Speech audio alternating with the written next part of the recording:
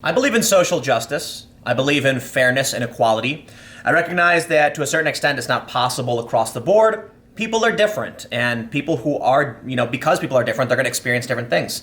Some people are tall, some people are short. Sure, science can eventually change this. You can change this. You can actually get like bone lengthening surgery to become taller.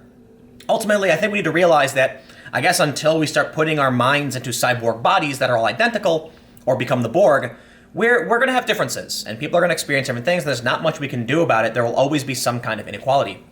But there's one thing that really fascinates me when dealing with social justice is how often we hear about specific marginalized groups. We hear the narrative that the minority tends to be the marginalized or things of that nature, but men are actually the minority in terms of gender, and men are doing really, really bad right now, right? So there's tons of different metrics about men are more depressed, more likely to commit suicide, more likely to be homeless, less likely to graduate college. And there's a lot of theories and a lot of hypotheses about why this is. And that's why I want to talk about this article from Quillette, which came out just the other day, called Reversing the Descent of Man. So I kind of just want to read through it and then maybe comment on some of these issues before, I don't know how long it is. Let's just check how long it is, because it's not too long, but let's just begin. They say, on virtually every indicator that anyone might want to consider, men in Britain and various other Western states seem to be performing very badly at the moment, both for themselves and for the communities in which they live. Not that this is particularly unusual. Throughout history, men have been inclined towards being social outsiders. Their usefulness to communities varies much more than women's, and depends greatly on the way in which social institutions define and reward their roles. Whereas most cultures seem to recognize this, in the West, we have increasingly pretended that it is not the case. And we are now paying for our mistake.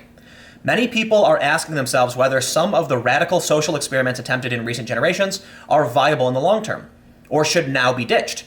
It is not too late to face up to the problem, but we have such an accumulation of policy errors to deal with. To deal with that, we require a thorough reorientation of public discourse before we can expect any specific measures to have much positive effect. The sort of shift we need encompasses some key elements of the sexual division of labor, grounded in stronger marriage institutions, and linked with a conceptual unscrambling of men's roles, both private and public. The first section, recognizing sexual differences. The first step is to acknowledge that the social orientations of men and women can never be identical. Refusal to accept this and pursuit of interchangeability and strict equality rather than gender equity is likely to increase differences between the sexes. Women in all societies are more responsive to each other's needs and more likely to see the point of a social contract. They need society more. The long and arduous process of child rearing makes women value cooperation with others in a way that does not so readily apply to men. We are better able to get along by ourselves. Society is at heart female and is built around shared motherhood. In all traditional cultures, there is a more or less explicit awareness of the centrality of motherhood, and of the need to create complementary roles for men to give them a comparable stake in society. We all need to feel needed by others if we are going to act responsibly towards them. Unless adult men are given clear roles and duties, their attachment to society is very tenuous. One thing that I want to point out too, to give an example of the absolute difference that will exist between men and women that can never be rectified. Never maybe is a little hyperbolic. Sure, things change in science and technology, and who knows what will happen. But men tend to be taller, more muscle mass, and men don't give birth to babies.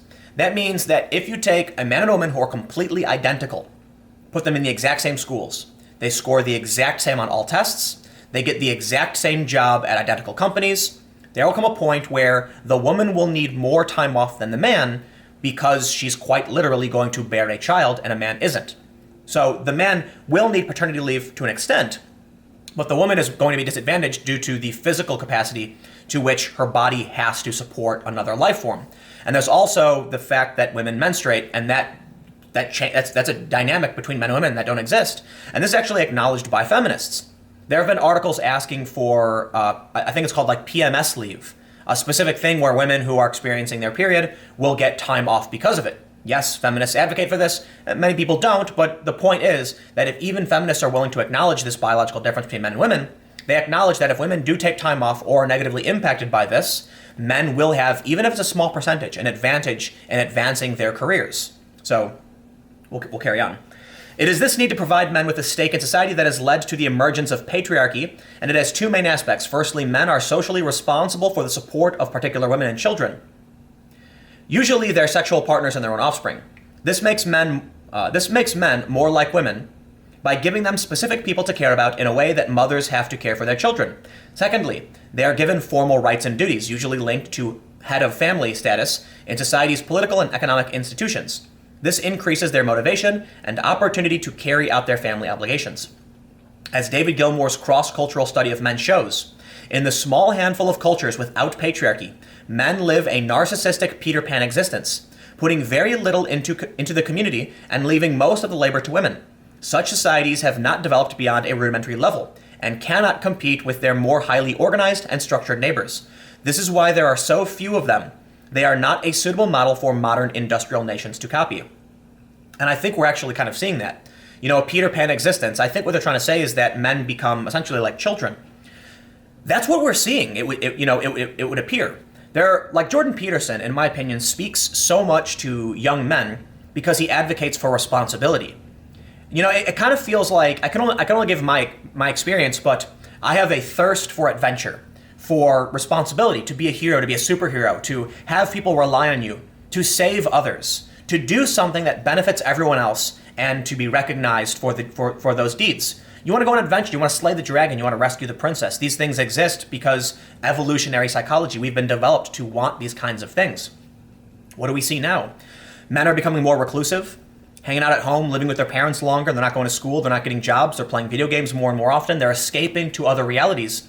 Because the truth is, a society that doesn't value men as responsible protectors, creators, head of household, just as they've explained, puts them in a narcissistic Peter Pan existence. And I'll tell you what the result of that is. You see certain websites where you have frustrated and angry young men who have a ton of potential, and they use that for sometimes random things. 4chan has been able to track down some of the most, it's absolutely crazy, in my opinion, the wasted potential of many of these young men who, in my opinion, want something to do and find it. Look at Hwindu, He Will Not Divide Us. You have, it was Shia LaBeouf, put a flag in the middle of the desert, and bored young guys on the internet were able to figure out where this flag was. It was a camera pointed at the sky because of the flight paths crossing overhead. The star charts, and they heard frogs croaking, and they actually tracked the flag down and took it. That is intense computational power and potential, and it frustrates me to hear that we have this potential. Look, it's funny. It is absolutely hilarious that they've been able to accomplish this. But think about what could be done if people actually gave these young men something to do, gave them responsibility, and recognized their abilities. And the amount of computational distributed power among these minds could end world hunger and just do incredible things. But instead, we're in a society now that is telling men they're the problem. We're in a society that doesn't care that guys are depressed, that they're, and not all of them, but a decent amount of men are more likely to commit suicide, be homeless, can't find work. They're struggling in so many ways. And it seems like the conversation is only ever about women. And it seems like feminism is the acceptable and dominant narrative. There's one reason why, going into this narrative, why I still kind of am just not a fan of the men's rights activist community. I recognize there are a lot of problems that need to be talked about in terms of helping men. But in terms of a community, there is an evolutionary psychological disadvantage that anyone who aligns with an MRA would face. That there are biological differences between men and women. And what has to happen, in my opinion, is that it's great that Jordan Peterson is speaking to young people and kind of rallying them together, young men specifically. But I think what ends up happening is if these young men don't find within themselves the strength and the ability to overcome and seek out their adventure and make that change on their own, well, then they're going to be angry. They will they're going to be less likely to have a family, and there's going to be an evolution there.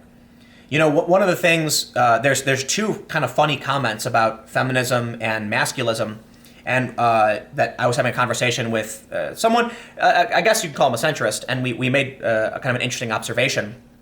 Feminism, women still overwhelmingly like strong men who are assertive, though they claim not to. So you end up with these white knight types, these nice guys who try to act like they think women, feminists want by being this ally. And then you end up with all of these ridiculous stories about these white knight feminist allies being abusers. And so these women have surrounded themselves with abusers and are still attracted to the strong, assertive man. But then, and so what ends up happening is the strong, assertive guy is still going to be the one who gets to, procreate and pass on his genes. And then you have the inverse with, men's rights stuff and masculism, where essentially a similar thing happens. Where if, and maybe this isn't true of like the MRAs of like masculism, but if you have guys who can't find a way to overcome these changes in society, then they're less likely to procreate, and thus it seems like in both of these circumstances we end up in a future where men are going to increasingly become more masculine, right? It's just a thought. It's just, I'm not saying it's true. It's just interesting that if even feminists, because there was a video I did a while ago that said even feminists still find sexism attractive in men. So where does that lead us? If these average guys can't figure out how to overcome, they won't reproduce. Feminists will still choose, regular women will still choose the alphas, and we're going to continue on the path that we kind of always have, that women tend to select the same kind of guy no matter what their politics are. So, anyway, I guess that's the main point of this. The story, I feel like the narrative of this Colette article, I'm not going to finish it, so I'm going to put it in the description so you guys can read it, is advocating for a more traditional approach, families and things like that. That's not necessarily my opinion. I think what ultimately happens is kind of the point I was making just now, is that society will change. It always changes. And that means that men who are have a greater variability will have to figure that out, and some men won't, and they won't have kids. And some men will, and they will have kids, and society will change, and it will continue to function. I gotta say, there's a lot of people who are concerned about tradition versus progress, left and right. And I always just feel like, humans have been pretty damn successful. Our societies have evolved dramatically over time, and it may suck in the short term if your society changes radically for you. And we obviously don't want violent revolution because it's bad for everybody, but there will come a time when things are so dramatically different, you won't recognize them, and you probably won't even be alive anyway. Think about a World War II veteran fighting the Nazis. What they would think about today's conservatives. They would look at a conservative and say, you support gay marriage? Or even if it's just civil unions, they'd be like, wow, whoa, they'd be shocked by that. There was a tweet that said, if a conservative, if a liberal from the 60s was brought to today, they would be considered a conservative, but if a liberal from today was brought to the 60s, they would be considered a dangerous psychopath. Society changes. So think about that. Things are going to be so dramatically different when in the next 100 years, who knows what it'll be like. I think it'll be crazy, but that's just based on today. So anyway, more videos to come. The link for this article will be in the description, and I will see you in a few minutes.